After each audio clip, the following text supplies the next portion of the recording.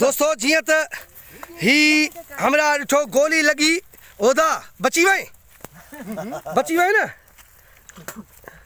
जी तो दोस्तों ही फिल्म है असो ही जो असो सिंध बलोचिस्तान जो बेहतरीन डायरेक्टर है नादर बलोच साहब इन जो नादर बलोच BTV पांचो चैनल भी है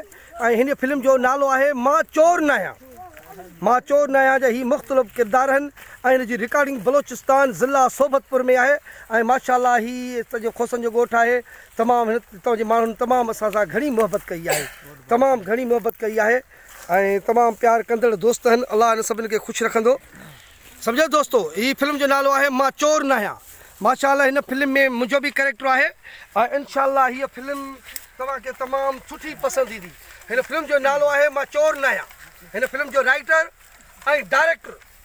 असो तमाम प्यारो दोस्त है नादर बलोच इन फिल्म जो कैमरामैन आबिद तरीन तमाम बेहतरीन जो कैमरामैन असो जकम बाजो है दोस्तों ही कैरेक्टर हुयो फिल्म में मुझे भाउ जो फिल्म में जॾहिं हुनजो वाइंड अप थियो उनखे गोली लगी है तो बादशाह माण्हू अहिड़ो आहे गोली तो लगी वही तव्हांजे अखियुनि जा एॾो बीठो आहे पर रत उनखे वातों थी अची अदा कीअं थी अचाई होॾे ॾिसो न ही ॾिसो हुनखे रत ही केॾो जेको आहे सो पंहिंजो कमु कयो अथई हिन जी महिनत ॾिसो माशाल्लाह दोस्तों असांजी फिल्म आहे फिल्म जो नालो आहे मां चोर न आहियां तो दोस्तों ॾिसण निसारींदा इंशाल्लाह अनकरीब महीने खन में फिल्म ईंदी मां चोर न आहियां इहा फिल्म यूट्यूब ते हिकिड़ो चैनल है नादर बलोच BTV इन ते फिल्म अची वेंदी तो दोस्तों ॾिसण निसारींदा मां चोर न आहियां तव्हां दोस्तनि जी वॾी महिरबानी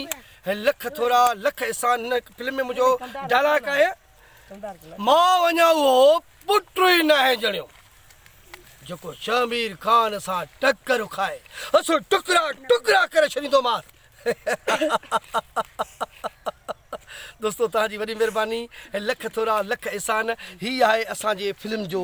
डायरेक्टर ही आहे असांजे टोटल एक्टर हिन फिल्म जा माशाल्लाह ही ॻोठ जा माण्हू ही ॾिसो था माशाल्लाह ॿनियूं हिन केॾो ख़ूबसूरत लोकेशन है तव्हां ॾिसो था